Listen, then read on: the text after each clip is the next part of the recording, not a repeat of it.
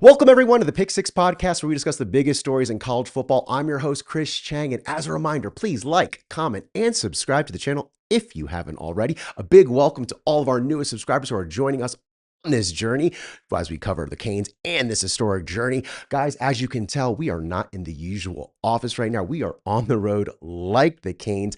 I am hoping that this show goes off without a hitch. I'm in a house full of 15 people right now as we celebrate the new year. You might get a few in-laws in here, might get a little baby, couple babies in here, but we're going to try and get through this as quickly as possible. Also, thank you for bearing with me. Your boy is battling bronchitis and a cold, so pardon my voice, pardon the raspiness of what we're going through, and if I need to, occasionally take a sip of water. First water break of the day. All right, guys, we have got some really cool storylines. I think when you look at this game, to me, this is the most interesting college football playoff quarterfinal game that we're going to have this year. I mean, that's no disrespect to Indiana, Alabama, no disrespect to the new money in Oregon and Texas Tech, or the slug match that's going to be in the Ole Miss Georgia game. But this, the Buckeyes versus the Canes, has so many cool storylines. Several players on both sidelines, heavily recruited by both teams. Both sides having players who have flipped after their commitment or extreme interest from the opposing team. You've got guys like Mark Fletcher, Popo Aguirre, Riley Williams, Justin Scott, Marquise Lightfoot, just to name a few on the sideline who were heavily recruited by Ohio State. Conversely, on the Ohio State sideline, you had guys trading in Coral Gables for Columbus and Jeremiah Smith. You've got Kanata Jackson, Brandon Innes, Aaron Nolan, Zion Grady, just to name a few. Of course, we've got the 2003 national championship, the revenge for that game at stake in a couple days. Most of the players involved in this game probably were not born and have no idea the ramifications of that game, but a lot of us, your boy included, and probably several of you watching, definitely remember. It is a haunting memory for many of us.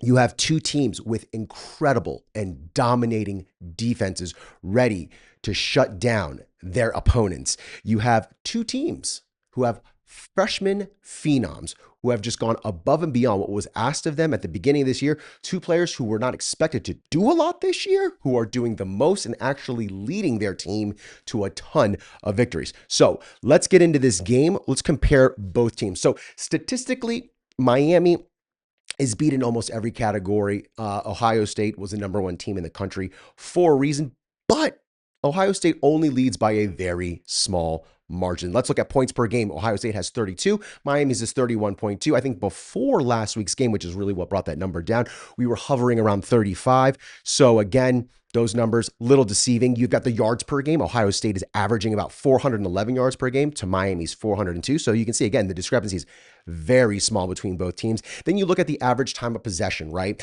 You've got Ohio State holding the ball for about 33 minutes and 43 seconds, and UM is doing about the same at 33 minutes and 34 seconds. So both teams pretty even in a lot of those important categories. Here is where there is a slight difference, and it's not super substantial, but there's a clear line of delineation between their defenses. Ohio State with a much more powerful and statistically stronger defense. Ohio State is holding their opponents' points per game to about 8.8 points per game, whereas Miami is allowing 13 points per game to their opponents.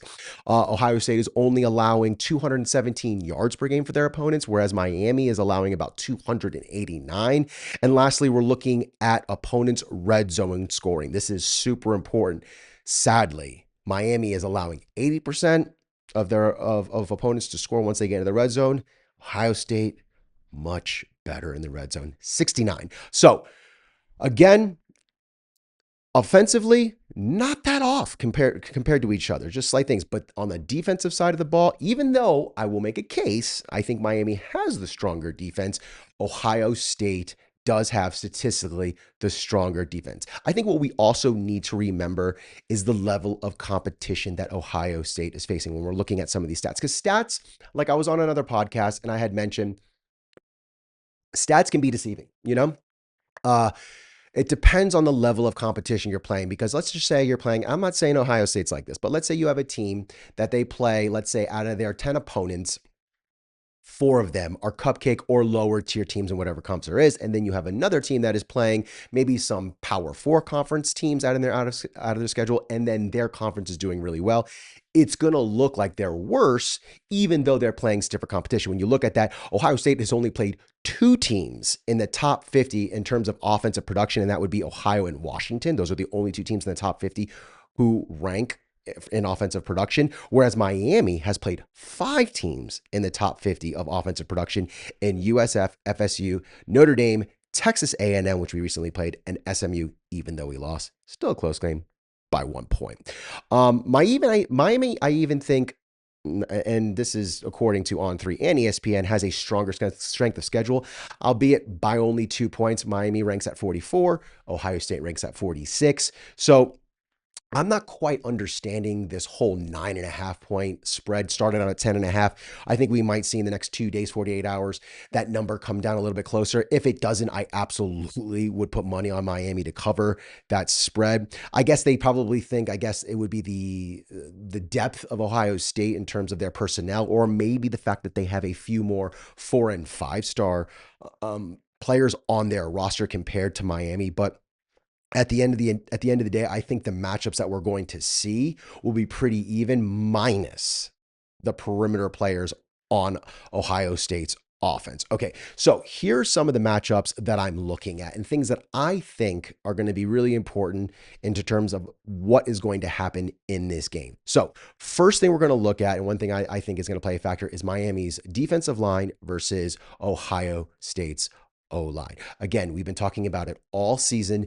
These games, these matches are all going to be determined in the trenches. As cliche as it is just a fact and a staple of the game. You can't run the ball if you don't have an O-line. You can't throw the ball if your quarterback's running for his life or playing on his back, right? So Miami is grading out at a 92 according to PFF in pass rush, compared to OSU. Ohio State has a 75 grade in pass blocking. So there's a very big discrepancy in terms of the rushing, that being in Hakeem Mesidor and Ruben Bain. How are they going to stack up against OSU's O-line?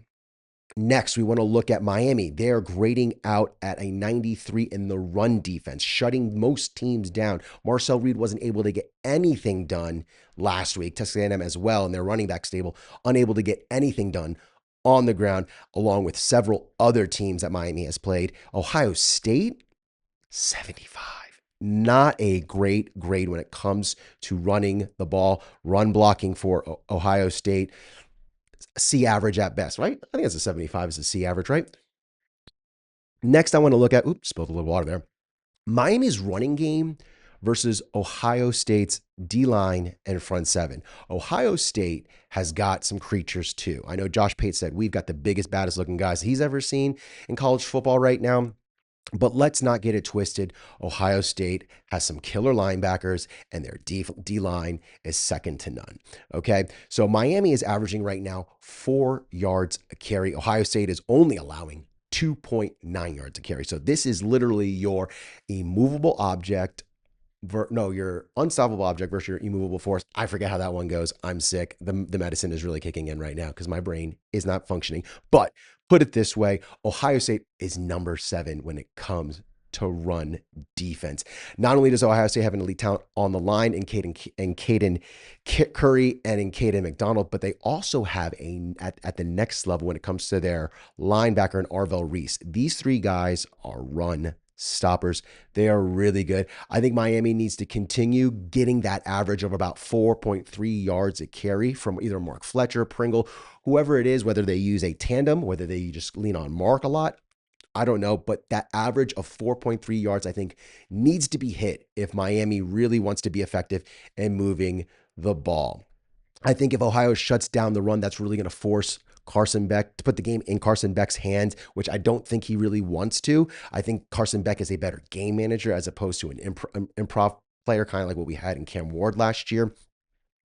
I think if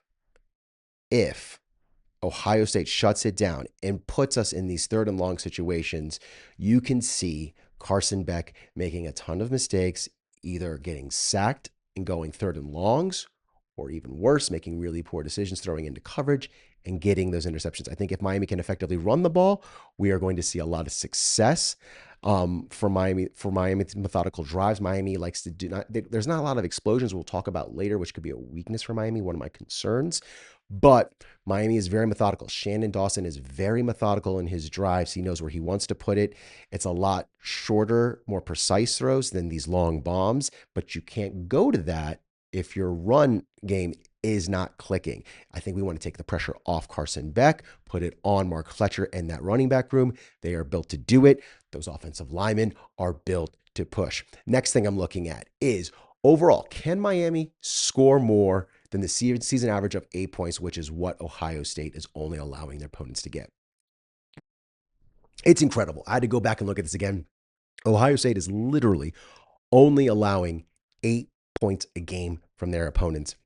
And I think there was a stat up until like the week 8 or 10 where Ohio State wasn't allowing any of their opponents to score in the first half, minus, I believe, Texas. I think they scored in the first half.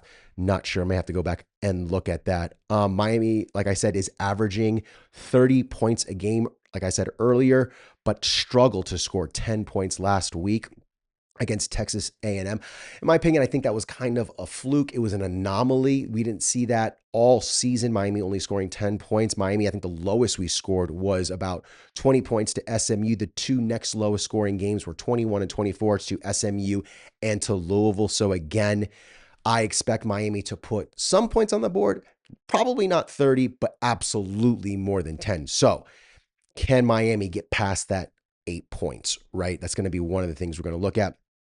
I think this defense is substantially better than any defense Miami has played all year. So that's why, again, I do not think we're going to hit that average of 30, 35 points. Who knows? We might. But I also wouldn't be surprised if we only scored 3 because these guys are really good. Ohio State has a great front seven. Their secondary will absolutely make you pay, especially with the enforcer they have in the background and Caleb Downs. That guy is like a lingering lion waiting to snatch something up. Finally, can Miami limit the dual aerial threat of Jeremiah Smith and CARNELL Tate? There has never been a duo this season that we have faced that is like these two Megatrons. These guys are both 6'3". They're enormous. They can go up and grab it. They can juke. They're twitchy. They can get into space, get the separation they need. This year's Jeremiah Smith is averaging 13.6 yards a catch. CARNELL Tate even higher at 17.5 yards a catch. I mean, that is just honestly incredible. Miami is significantly upgraded its secondary, so I'd like to see how we fare against them in that.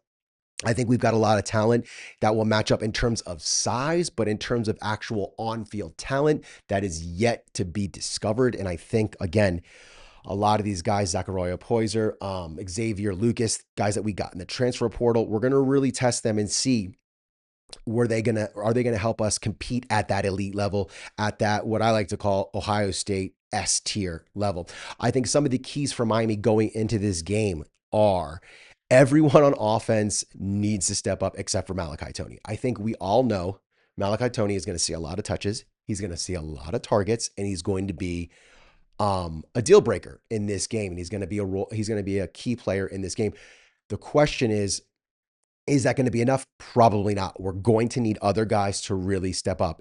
Even if his numbers aren't blockbuster, like I was saying, Malachi Toney will play some sort of factor. I think he's going to sustain his presence alone, will sustain or extend drives, but will we be able to score with him? It took us to literally the fourth quarter with just a few minutes left for Malachi Toney to get into the end zone. We saw very little production from the other wide receivers. So it's how does everyone else play their part? I need guys like CJ Daniels, Keelan Marion to step up, make an impact, force Ohio State and their secondary to be honest, to not double team or scheme against Malachi. Because if they do, you can leave those guys open. And those guys both have proven this season that they can make catches, in key moments, and that they can extend drives themselves.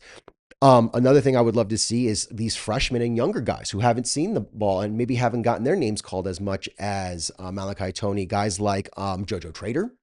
I would love to see maybe even Josh Moore, the freshman, who's enormous. He's got a very similar build as Jeremiah Smith. Maybe he could be our JJ on our team, even though JJ chose not to be with us, and has been talking quite a bit of smack about Miami and been a little hostile. I don't know why. We've loved Jeremiah up until this moment, but you know what it is. It's business. It's nothing personal. Um, so I think in terms of that, of weapons when it comes to the offense, that's what we really need to see. We need to see other guys stepping up. Obviously, Fletcher's got to run the ball. If it's just Fletcher, if we can get Pringle involved, I'd love to see a mix up of things like that. Got to put my do not disturb on. Pardon me, guys. And I think the other offensive thing that we really kind of need to look at is Carson Beck needs to be smart with the ball. Carson Beck loves Malachi Tony, and Carson Beck loves to go to weapons that he's very familiar and comfortable with. But can the other guys, like I said, get themselves open? Can they make themselves available so that Carson isn't relying only on Malachi Tony? Also, when Carson Beck is pressured, right? Things do not always go the way we need them to go. So I would really like to see, again, I have zero doubts that Matt Patricia is going to dial stuff up, that he's going to send Caleb Downs in. The guy's fast. The guy is literally a hunter. So I will not be surprised if Caleb Downs gets at least 2 sacks in this game. But in the instance that Matt Patricia does bring the house, Carson Beck needs to throw the ball away, needs to get to his checkdowns, needs to play smart football and not force it. Let the game come to him, get to his checkdowns, make smart plays. That's what Carson Beck absolutely needs to do to avoid these costly turnovers. On the defensive side of the ball, very simple. Ruben Bain, Akeem Mesidor. They will dictate how this game goes. Okay.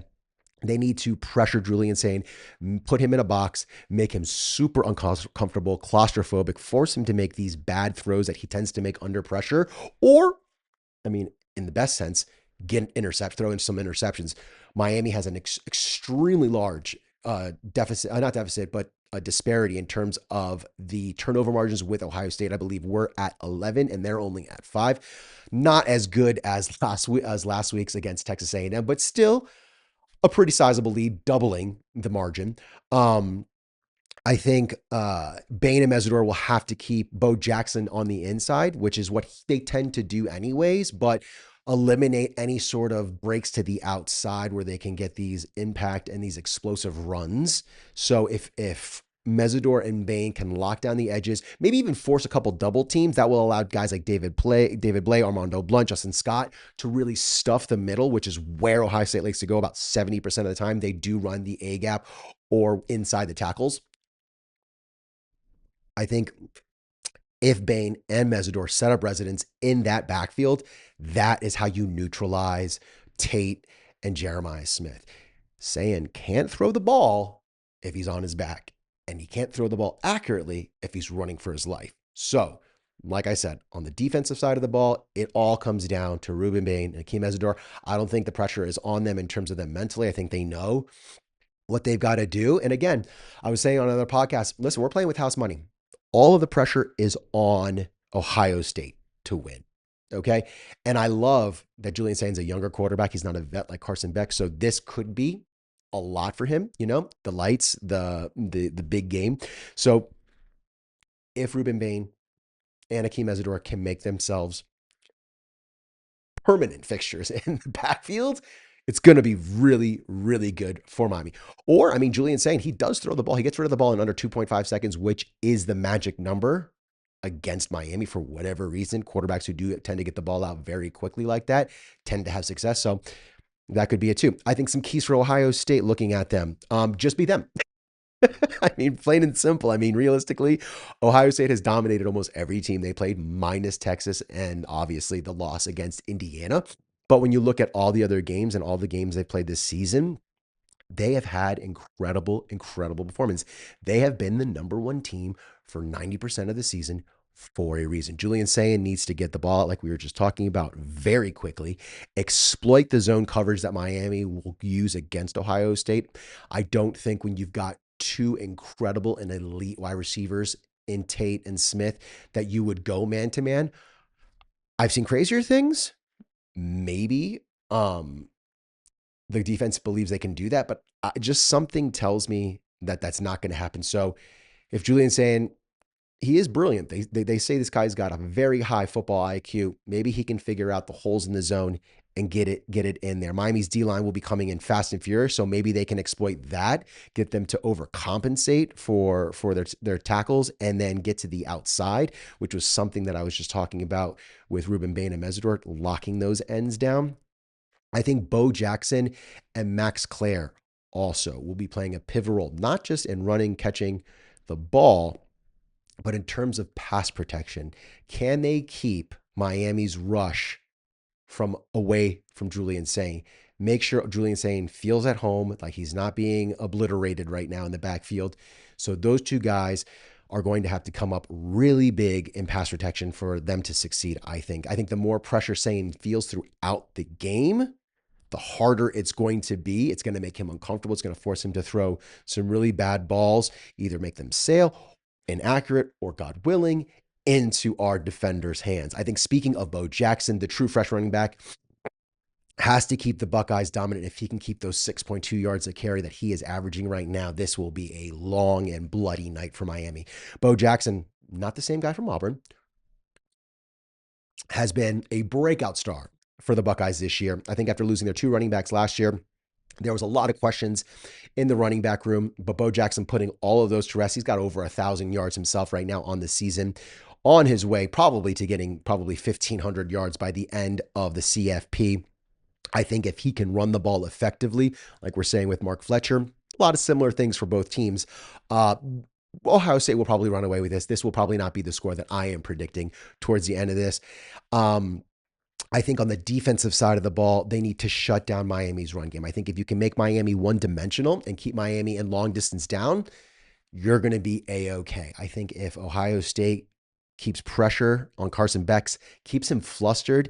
Carson Beck doesn't do well when he's under pressure. It's I think his QB rating drops from an 86 his accuracy, his grade drops from an 86 to like a 34 when under pressure. So there's definitely a Jekyll and Hyde when it comes to Carson Beck under pressure. And again, Carson Beck, my hope is in his final season, recognizes he doesn't need to force the plays, that he can throw it away, live to play another day, especially against a team like this. And having, which he didn't have at Georgia last year as much, a really, really stout and dependable defense. I think we've shown, Ian, in both of our losses, that our defense will keep us in these games. It's a matter of getting that offense to start clicking and running. One of the things I'll be keeping an eye on. Speaking of things to keep an eye on, one more thing on the defense that I think Ohio State really can take advantage of, and that will be switching up the defensive line approach. Don't just simply bull rush, but stunts and shifts along the line. The right amount of blitzing will absolutely disrupt Miami's line. We have seen offsides. We have seen missed coverages. We have seen a lot of breakdowns in the Miami O-line when defenses make those last-minute adjustments or they do these stunts with accompanying blitzes. So I think if you have those things, which again, I don't put this past Matt Patricia. Matt Patricia is a genius. You know, it's not like he's this young and upcoming D coordinator. This is a guy who could possibly even be a head coach someday, if not someday, in the next few years. However, there are some concerns I have for Miami. First, most obvious one, our lack of explosive play ability. Miami, again, like I was mentioning earlier, we are a methodical team. We like to go slow down the field, take our time, milk that clock. Problem is, we go down quickly. You saw it in the Louisville game. It is very hard for us to get back in. And especially when that clock starts going down, because Ohio State is very good with their time of possession, we go down. Carson Beck's going to be making some bad decisions in that fourth quarter if we're down by a score or two. So the lack of explosive firepower is a major concern. Another thing that I'm looking at and kind of concerned about with Miami going into this game, because Ohio State has such a good front seven, it is the inconsistent running game of Miami. I know we looked really good, 174 yards from Mark Fletcher last week. Phenomenal. That's not every week. And the fact that what if it becomes one dimensional and Mark Fletcher can't get anything, and then we try and put in Pringle and they shut down the outside run? Again, we can find ourselves down by one or two scores very quickly. And this team, it's just been shown we don't play well from behind, both in the SMU game and the Louisville game. They both came to bite us in the butt while we came back and made it a one-score game. It was not enough in either game to win. Last, but certainly not least, this secondary will be tested unlike any other time that any of them individually or as a unit have ever been tested. These are the two best wide receivers in the college football playoff, hands down, full stop, period. So how does this secondary respond? This is the greatest test. I think, again, this is no disrespect to any other team, but I think if you see Miami cover these guys, keep these guys on an island, it will be easy runnings for the rest of the CFP should we make it on the other side, right? So I'm very concerned on how Miami plays this because, again, if you double team Smith, you leave Tate open. If you try and get both those guys locked down, then you have Max Clare who can get open. And then there are other guys on that team who can also catch the ball that aren't named Smith or Tate. So how does this secondary fare against Ohio State? However, it's not like Ohio State has zero concerns either. Like I mentioned at the very beginning of this episode, Ohio State has never played this level of competition. And as far as I'm concerned, I don't think they've had played any competition thus far that is even remotely in the same vicinity. You can laugh, you can scoff at whatever, calling Indiana, even though they are the number one seed. I don't think they're better than us. If we were playing Indiana right now, I would be exponentially more confident going into this game. However, with that in mind, how does OSU handle a stout D-line like this? They've never faced anyone like Ruben Bain or Akeem Mesidor. There's not a single player that they've played at Michigan, at Illinois, even at Indiana, who beat them, that is built like these two guys. And so to me, I think what this team will have to show is that they can run the ball as effectively as they have and that they can protect Julian Sang. I think another concern is how does Ryan Day do as a play caller? This will be the first time in 2 years. Remember, last year he had Chip Kelly. This year, up until the CFP, he had Brian Hartline calling plays. So this will be the first time Ryan Day will be calling plays for the Buckeyes. And I think in this kind of atmosphere, again, he's very familiar with it. It's not like he's never been to the CFP, but as a play caller, it will be unfamiliar territory from the last 2 years. So how does he do? And especially against a defense like this, Corey Heatherman is a genius, and I'm hoping that he dials something in really well.